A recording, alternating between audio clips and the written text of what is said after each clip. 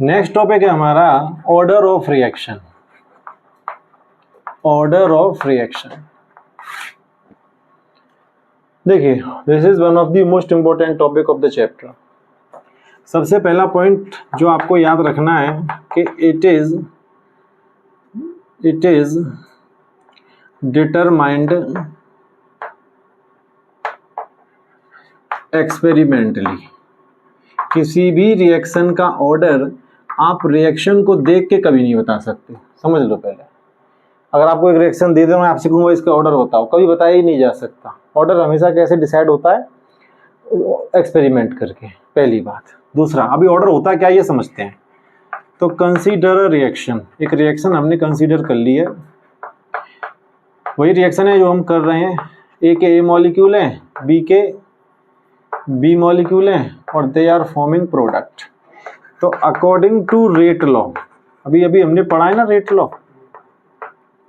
क्या कहता है रेट लॉ? रेट लॉ कहता है कि rate directly proportional to concentration of A concentration of B, और पावर कितनी होगी? अल्फा, और इसकी पावर कितनी होगी? बीटा। अब ये अल्फा इसके बराबर या इससे छोटा हो सकता है, बीटा भी इसके बराबर या इससे छोटा हो सकता है। तो ये मैंने क्या लिख दिया? This is rate law expression. क्या है ये? Rate law expression. Rate law से तो लिखा है। अब हुआ क्या, अगर मुझसे कोई पूछे भाई ए की क्या पावर होगी, तो अल्फा क्या है? तो अल्फा है ऑर्डर विद रिस्पेक्ट टू, वैसे इसको शॉर्ट में लिख देता हूं, with respect to order with respect to A. A का ऑर्डर कितना है? अल्फा। जो पावर है वही ऑर्डर है। और बी का ऑर्डर कितना है? तो ये हो जाएगा बीटा क्या है? Order with respect to B. तो ए के लिए ऑर्डर कितना है? अल्फा। बी के लिए ऑर्डर कितना है? बीटा। और पूरा ऑर्डर बताना हो रिएक्शन के लिए तो क्या होगा? तो ओवरऑल ऑर्डर क्या हो जाएगा? Alpha plus beta. तो ऑर्डर क्या है? किसी भी रिएक्शन के लिए पहले रेट लॉ एक्सप्रेशन लिखो, ठीक। रेट लॉ एक्सप्रेशन लिखते समय जो पावर्स हैं वो तो एक्सपेरिमेंट करके डिसाइड होती हैं। तो उसके बाद जो पावर्स आएंगी उन सबका सम आप कर दो, वही क्या होता है? ऑर्डर। नहीं समझ पा रहे? तो अगर मुझे डेफिनेशन लिखनी हो तो मैं कैसे लिखूंगा? मैं लिखूंगा the sum of powers, powers का सम ही तो कराया हमने, the sum of powers of molar concentration, of molar concentration of reactants in a rate law, in a rate law. The sum of powers of molar concentration of reactant in a rate law is called order of the reaction. Order of the reaction. So it is very simple to define order of reaction. ठीक है जी। किसी भी reaction के लिए पहले क्या लिखना है? Rate law expression. उसमें जो मोलर कंसंट्रेशन ऑफ रिएक्टेंट हैं उनकी जो पावर है उनका सम जो आएगा वही क्या होगा? ऑर्डर। कोई दिक्कत? ठीक है। तो ये अच्छा, एक चीज और समझिए। फॉर एग्जांपल, जैसे फिर से मैं ये इसी रिएक्शन को ले लेता हूं, ए के ए मॉलिक्यूल, बी के बी मॉलिक्यूल, और ये क्या बन रहा है? प्रोडक्ट। ठीक है। अब अकॉर्डिंग टू रेट लॉ, मैंने इसके लिए रेट लॉ एक्सप्रेशन कैसे लिखूंगा? Rate directly proportional to A power alpha, और पावर कितनी हो जाएगी? बीटा। मैं इसको चाहूं तो के भी लिख सकता हूं, कॉन्स्टेंट हटा के प्रोपोर्शनल। तो ये क्या हो जाएगा? ए की पावर अल्फा, बी की पावर बीटा। ओके। अब आप ऐसे समझिए कि ऑर्डर क्या होता है? अल्फा और बीटा का जो सम है वही क्या हो जाएगा? आपका ऑर्डर। ठीक है। और ये पावर कैसे कहां से आई होंगी? These powers are decided experimentally। बोलो। तो अब ऐसे समझिए कि अगर अल्फा प्लस बीटा का सम 0 आ जाता है, कई बार रिएक्शंस में आ भी जाता है, दोनों का सम कितना आया? 0, तो हमारा ऑर्डर कितना होगा? उस केस में ऑर्डर क्या होगा? 0। और रिएक्शन को मैं क्या कहूंगा? 0 ऑर्डर रिएक्शन। नहीं समझ पा रहे? अगर मान लो अल्फा प्लस बीटा का सम आ जाता है 1, तो उस केस में ऑर्डर कितना होगा? 1। और उस रिएक्शन को मैं क्या कहूंगा? First order reaction. First order reaction short में लिख देता हूं। अगर मान लो अल्फा प्लस बीटा का सम आ जाता है 2, तो रिएक्शन का ऑर्डर क्या होगा? 2। और उस केस में जो हमारी ये रिएक्शन है ये वाली, इसको मैं क्या नाम दे दूंगा, this will be second order reaction. बताओ सही है। तो बस किसी भी रिएक्शन में रेट लॉ के हिसाब से एक्सप्रेशन लिखो, उसमें जो पावर्स है उनका सम कर दो, वही पावर जो सम आएगा वही क्या है आपका ऑर्डर ऑफ द रिएक्शन। ठीक है। अब लेकिन मैंने आपको ये बताया कि ऑर्डर को हमेशा कैसे बताया जाता है, एक्सपेरिमेंट करके। ये एक्सपेरिमेंट किस तरह का होता है ये भी देखते हैं, अभी पहले नोट करो इसको। नेक्स्ट है हमारा determination of order of reaction. देखो हमने बताया कि ऑर्डर ऑफ रिएक्शन को एक्सपेरिमेंट करके डिसाइड करा जाता है, लेकिन ये एक्सपेरिमेंट करेंगे कैसे, क्या क्या एक्सपेरिमेंट होगा, किस तरह से करते होंगे। मान लो कि इंडस्ट्री में मुझे किसी भी रिएक्शन का ऑर्डर डिटरमाइन करना है, तो कैसे करेंगे वो देख रहे हैं। ठीक है, तो कुछ लिखना मत, जरा समझने की कोशिश करो। कंसीडर रिएक्शन, एक रिएक्शन हमने कंसीडर कर ली साहब। रिएक्शन क्या है आपकी, ए प्लस बी से क्या बन रहा है, प्रोडक्ट। अच्छा एक काम करो, ए से बन रहा है प्रोडक्ट, ए से क्या बन रहा है, प्रोडक्ट बन रहा है। एक ही रिएक्टेंट है, इट इज मेकिंग प्रोडक्ट। ठीक है। अब आप ऐसे सपोज करिए, suppose experimentally it is observed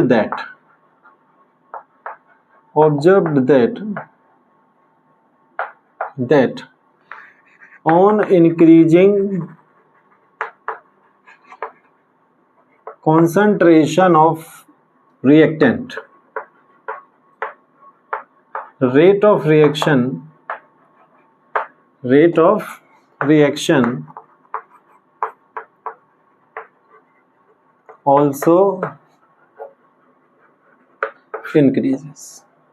suppose करिए कि एक्सपेरिमेंट करके क्या पता चला कि अगर एक ही कॉन्सेंट्रेशन बढ़ा दें, it is observe that, experiment करके पता चला कि on increasing the concentration of reactant, अगर इसकी कॉन्सेंट्रेशन इंक्रीज कर दें तो रिएक्शन का रेट भी क्या हो जा रहा है, इंक्रीज। ये पता चला हमें एक्सपेरिमेंट करके। तो मैं क्या लिख सकता हूं, सो वी कैन राइट, तो जब हमें ये पता चली गया है कि रिएक्शन का रेट बढ़ जाएगा इसको बढ़ाने पे, तो मैं क्या लिख सकता हूं, we can write R directly proportional to ए।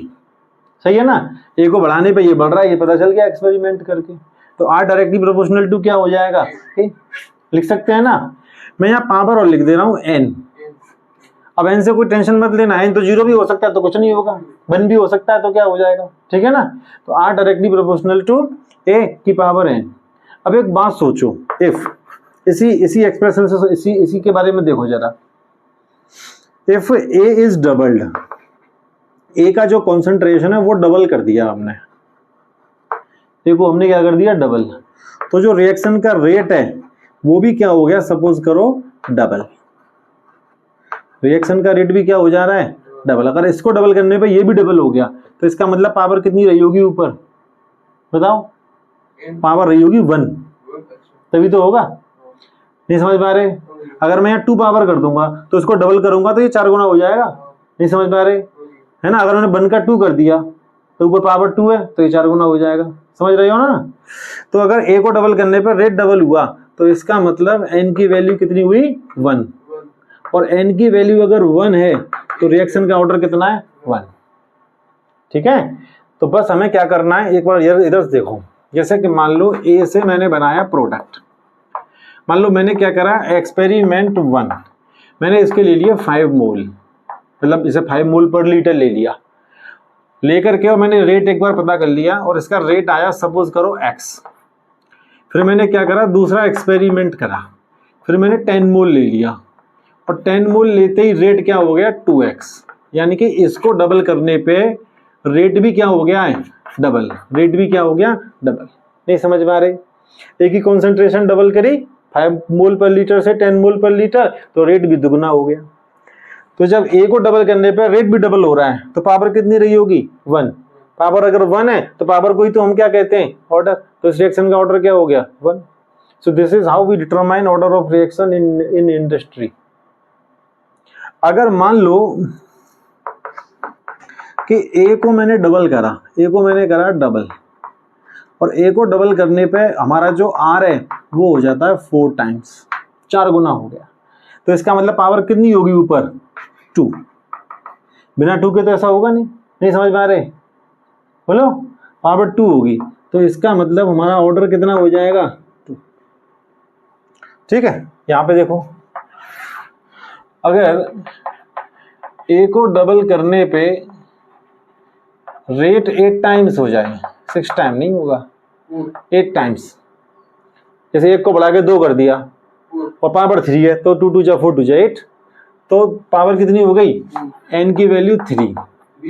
हाँ जी, और ऑर्डर कितना 3, 2 2 जा 4 4 2 जा 8। अरे 2 की पावर 3 करोगे आंसर कितना आएगा, तो सही है। तो फिर ये आपने तरीका जो दिया था पहले से अब तक का, ये गलत है, एकदम सही है। अगर हम, रुक जाओ, ए को अगर हम डबल करें और आर क्या हो जाए, आर हो जाए 16 टाइम्स, 16। हाँ जी, तो एन का वैल्यू क्या होगा 4, और ऑर्डर कितना हो जाएगा 4। अच्छा, 2 2 जा 4 4 2 जा 8 8 2 जा 16। ठीक है, अब जब आगे नहीं बढ़ते, अब आप ऐसे सोचो कि अगर हमने ए को डबल करा लेकिन आर पे कोई फर्क ही नहीं पड़ा, आर इज कांस्टेंट, इसको डबल करने पे भी आर में कोई चेंज नहीं आया, तो मतलब पावर कितनी रही होगी, 0, क्योंकि 1 होगी तो डबल पे डबल हो रहा था, डबल पे 4 गुना हो रहा था, डबल पे 8 गुना हो रहा है, डबल पे 16 गुना हो रहा है, तो यहाँ पावर 1 2 3 4 5 से तो काम चलेगा ही नहीं, पावर कितनी रही होगी, 0। तो वैल्यू ऑफ एन क्या आएगा, 0, और इस केस में रिएक्शन का ऑर्डर क्या हो जाएगा, 0। तो इस तरीके से किसी भी रिएक्शन का ऑर्डर एक्सपेरिमेंट करके इंडस्ट्री में पता कर लेते हैं। नहीं समझ में आ रहे, नोट करिए यहां तक। Some examples, we are now writing example of zero order reaction, first order reaction, second order reaction, सबका एक एक एग्जांपल लिख रहे हैं। ठीक है, देखो जैसे कि अगर मैं बात करूं, सबसे पहले हम लोग ले रहे हैं for zero order, for zero order reaction, हाँ वो बताऊंगा मैं आगे। तो फॉर जीरो ऑर्डर रिएक्शन के लिए H2 प्लस Cl2 2HCl, ये एक रिएक्शन है, हाइड्रोजन और क्लोरीन को मिला के आपने क्या बनाया, हाइड्रोजन क्लोराइड।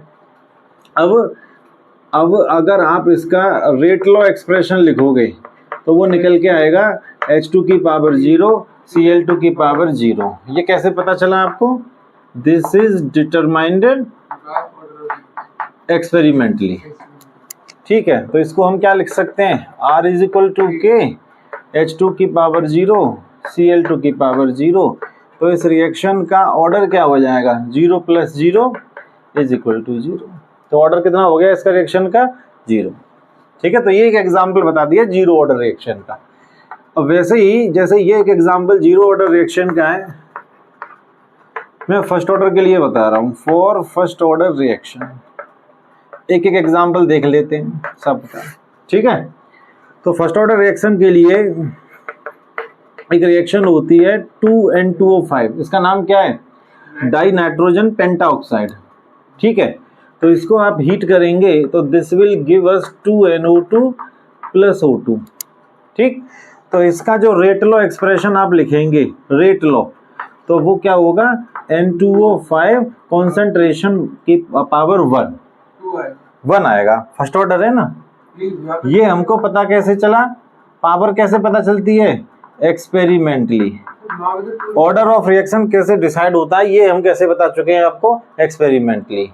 ये जो पावर है ये इसके इक्वल या इससे कम भी हो सकती है, ये बताया ना रेट लॉ में। और ये पावर पता कैसे चलेगी, एक्सपेरिमेंट करके। बताया था ना कि अगर कॉन्सेंट्रेशन को हम डबल कर दें, रेट भी डबल हो जाए तो मतलब पावर 1 है, कॉन्सेंट्रेशन को डबल कर दें, रेट 4 टाइम हो जाए मतलब पावर 2 है। बताया था ना। तो यहाँ पावर कितनी आई, ऐसे एक्सपेरिमेंट करके पता चला तो पावर 1 आई। इसका मतलब इस रिएक्शन का ऑर्डर क्या होगा, R इज इक्वल टू के N2O5 है ना, 1। तो इस रिएक्शन का ऑर्डर क्या हो जाएगा, 1। ऐसे ही एक एग्जांपल देख रहे हैं सेकंड ऑर्डर रिएक्शन के लिए, फॉर सेकंड ऑर्डर रिएक्शन। ठीक है जी, तो सेकंड ऑर्डर की रिएक्शन के लिए एक एग्जांपल देख रहे हैं। तो इसके लिए आपका एग्जाम्पल है H2I2, दोनों को आप मिलाएंगे तो क्या बनेगा 2HI। इसका रेट लॉ एक्सप्रेशन आप देखेंगे तो क्या निकल के आएगा H2I2 और दोनों का पावर कितना आएगा 1 1। तो इसका ऑर्डर कितना हो गया रिएक्शन का 1 + 1, 1 + 1 यानी कि 2। तो ये हमने लिख दिए example of zero order, first order और सेकेंड ऑर्डर। तो एक एक एग्जाम्पल थोड़ा थोड़ा दिमाग में रखना, ठीक है। हालांकि ऐसा कोई क्वेश्चन पेपर में नहीं आएगा कि आपसे वो कहे कि भाई फर्स्ट ऑर्डर रिएक्शन का कोई एग्जाम्पल लिख के दिखाओ, ऐसा तो नहीं आता है, बट फिर भी दिमाग में रखो, थोड़ा नोट करो। Rate law of reaction in the following, rate law of reaction क्या है rate law, R = K concentration of A concentration of B की पावर 2। आगे वो कह रहा है what would be the effect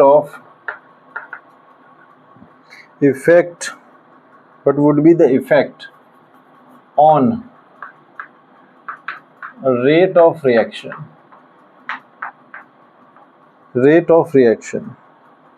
if अब इसके कई सारे पार्ट हैं। पहला है A is doubled,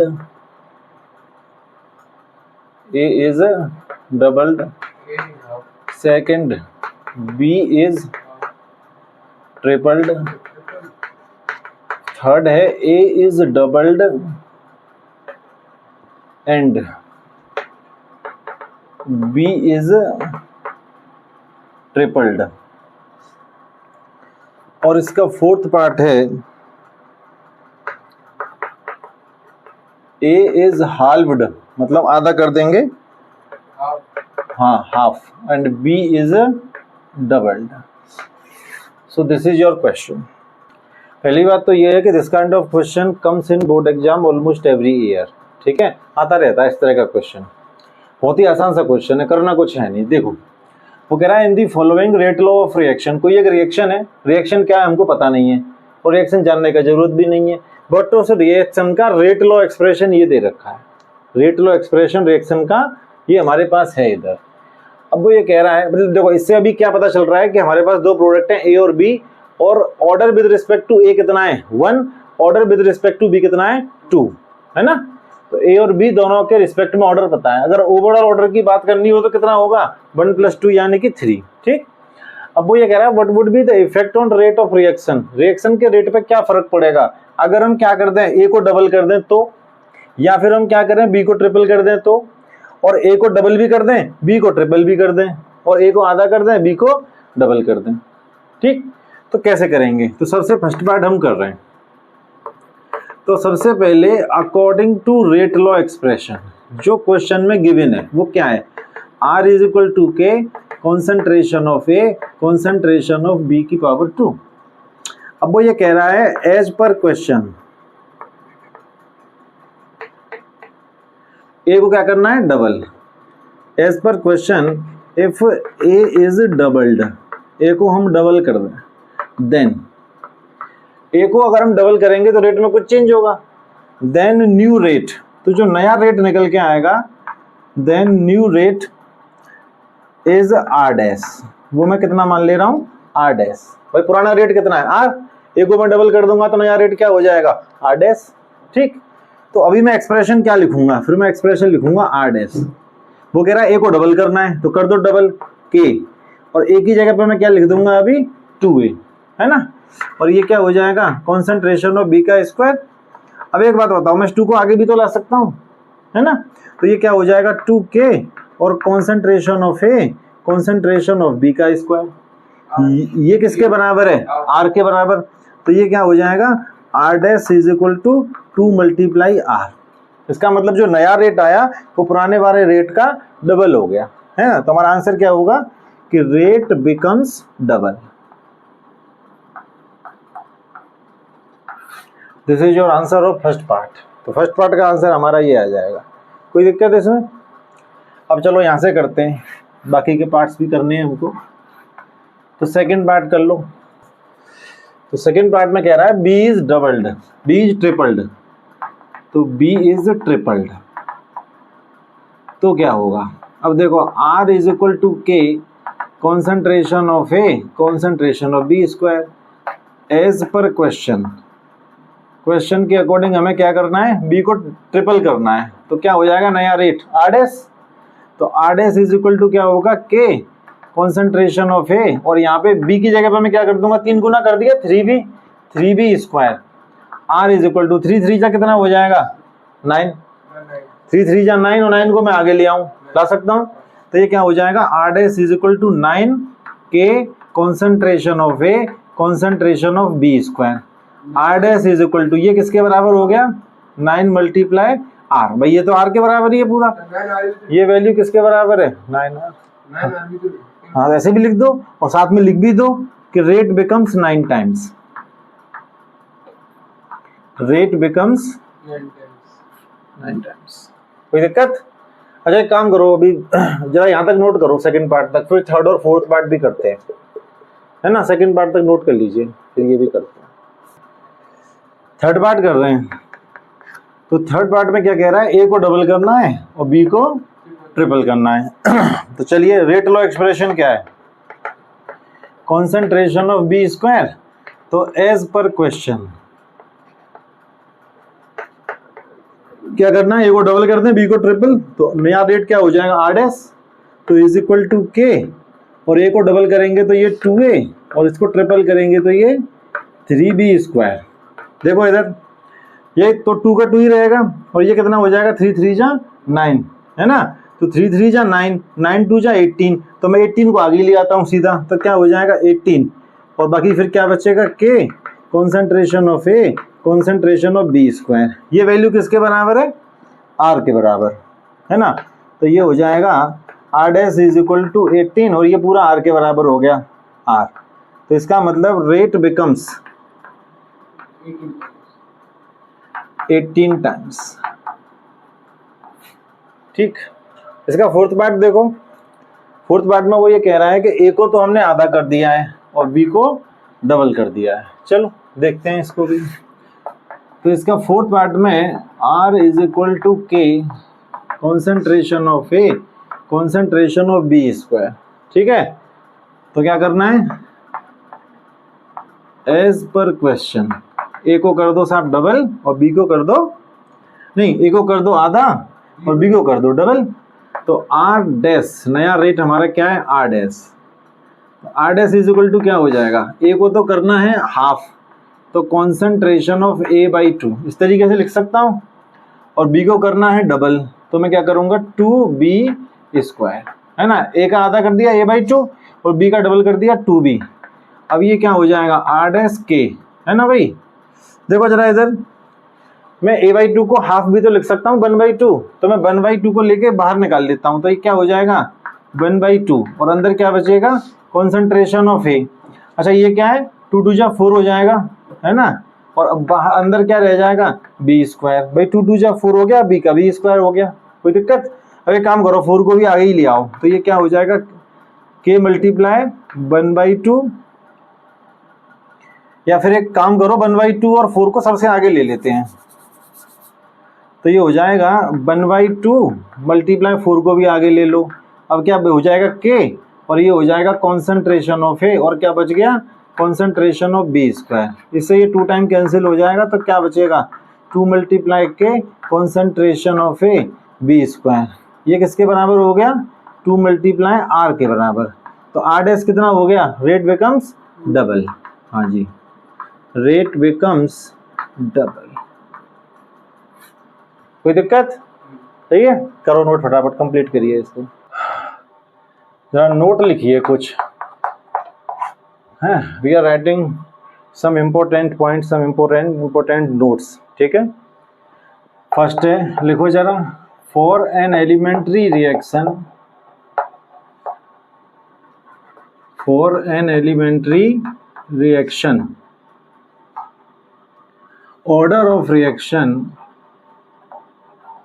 order of reaction must be equal to equal to its molecularity, to its molecularity, ठीक है, and molecularity of a reaction is always a complete number, is always a complete number। क्या मतलब है इसका, ये देख लो जरा। देखो वो ये कह रहा है कि किसी भी एलिमेंट्री रिएक्शन के लिए हमेशा याद रखना कि उसका जो ऑर्डर ऑफ रिएक्शन है वो उसके मॉलिक्युलरिटी के बराबर होगा। ये स्टेटमेंट सिर्फ वैलिड है एलिमेंट्री रिएक्शन पे, कॉम्प्लेक्स रिएक्शन पे नहीं काम करेगा। तो अगर कोई रिएक्शन एलिमेंट्री है तो जो उसका ऑर्डर ऑफ रिएक्शन है वो किसके बराबर होगा, मॉलिक्युलरिटी के। और मॉलिक्युलरिटी हमेशा ही कैसा नंबर होगी, एक कंप्लीट नंबर, वो कभी फ्रैक्शन में नहीं होगी। कोई दिक्कत? देखो इस पॉइंट का यूज करके न्यूमेरिकल वो क्वेश्चन आया है एग्जाम में, मैं बताऊंगा अभी कैसा, ठीक है। तो कोई दिक्कत है इसको समझने में, ठीक है, इसको आपको समझना है। सेकंड पॉइंट लिखें आप, सेकंड पॉइंट में लिखिए order of a complex reaction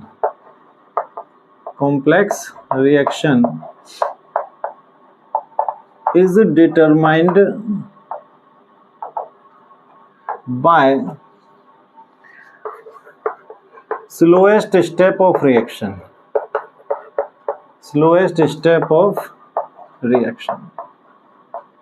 ठीक। और यहीं पे लिखेंगे ऑर्डर ऑफ, यहां पे लिखेंगे मॉलिक्युलरिटी ऑफ, नहीं हाँ मॉलिक्युलरिटी लिखेंगे, मॉलिक्युलरिटी ऑफ स्लोएस्ट स्टेप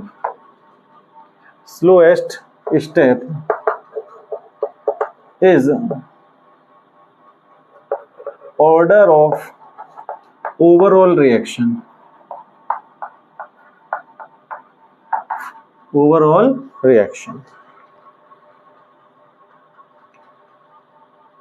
देखो जरा क्या क्या मतलब है इसका। वो कह रहा है कि अगर कोई कॉम्प्लेक्स रिएक्शन, एलिमेंट्री की बात तो ऊपर हो गई, वो कह रहा है अगर किसी कॉम्प्लेक्स रिएक्शन का हमें ऑर्डर बताना है। देखें इधर ऑर्डर ऑफ कॉम्प्लेक्स रिएक्शन, तो कॉम्प्लेक्स रिएक्शन का ऑर्डर हमेशा कहाँ से डिसाइड होगा, उसके स्लोएस्ट स्टेप से। भाई आपको मालूम है complex reaction occurs in more than 1 step, तो जो बहुत सारे स्टेप में 2 या 3 स्टेप जो भी होंगे उनमें जो स्लोएस्ट स्टेप है वो डिसाइड करेगा कॉम्प्लेक्स रिएक्शन का ऑर्डर, ठीक। और आगे ये भी बोल रहा है कि जो स्लोएस्ट स्टेप का जो मॉलिक्युलरिटी होगा वही ओवरऑल रिएक्शन का क्या होगा, ऑर्डर। इसको ऐसे समझिए कि जैसे complex reaction occurs in more than 1 step. अब जैसे मान लो किसी कॉम्प्लेक्स रिएक्शन के 3 स्टेप हैं, है ना, first step, second step, third. तो इन तीनों में जो स्लोएस्ट स्टेप होगा, सबसे सपोज करो ये वाला स्टेप कैसा है, स्लोएस्ट, तो इसका जो मॉलिक्युलरिटी होगा वही इस कॉम्प्लेक्स रिएक्शन का क्या होगा, ऑर्डर, ठीक है। तो किसी भी कॉम्प्लेक्स रिएक्शन का ऑर्डर कौन डिसाइड करेगा, उसका स्लोएस्ट स्टेप, और स्लोएस्ट स्टेप का जो मॉलिक्युलरिटी होगा वही ओवरऑल रिएक्शन का क्या होगा, ऑर्डर ऑफ रिएक्शन, ठीक है। कोई दिक्कत? चलो एक क्वेश्चन करते हैं इसके बाद। एक क्वेश्चन लिखिए, for a reaction the rate law expression is as follows: rate is equal to K concentration of A concentration of B square। आगे वो कह रहा है interpret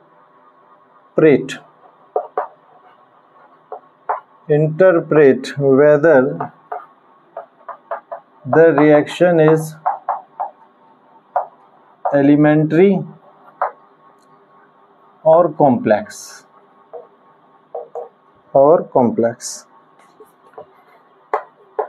आगे वो कहता है give reason to support your answer,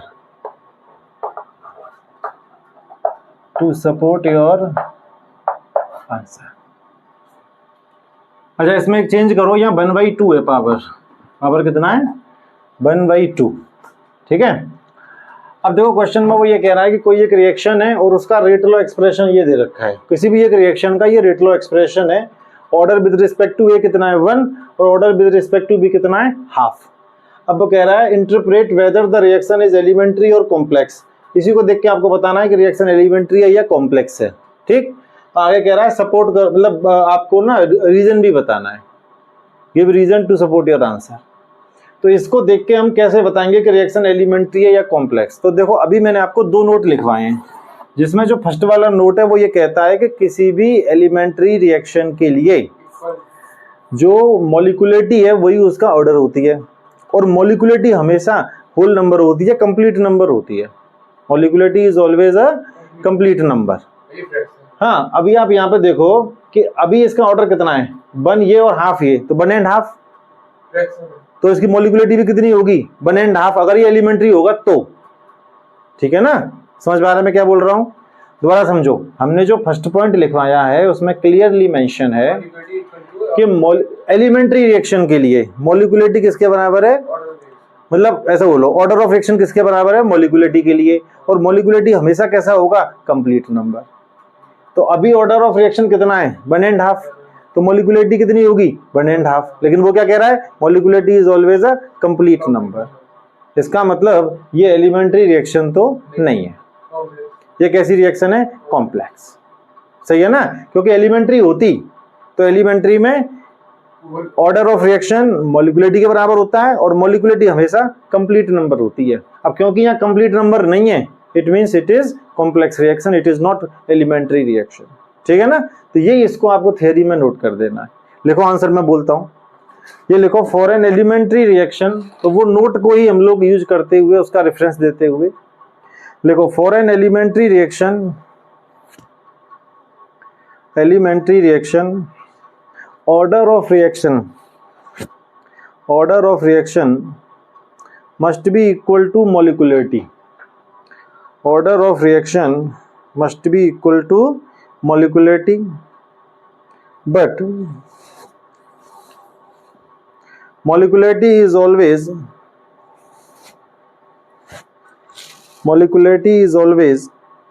a complete number.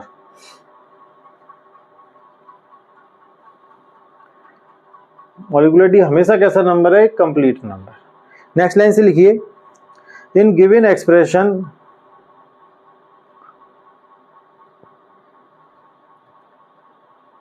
Order of reaction is fractional. Order of reaction कैसा है फ्रैक्शनल है, 1.5 आ रहा है। Order of reaction is fractional but molecularity can't be fractional.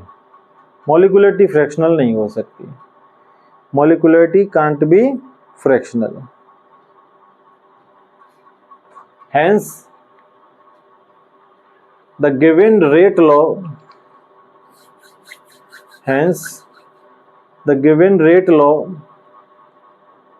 belongs to a complex reaction.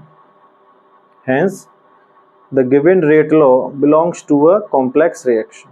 ठीक है, तो ये क्वेश्चन PYQ में था, करिए।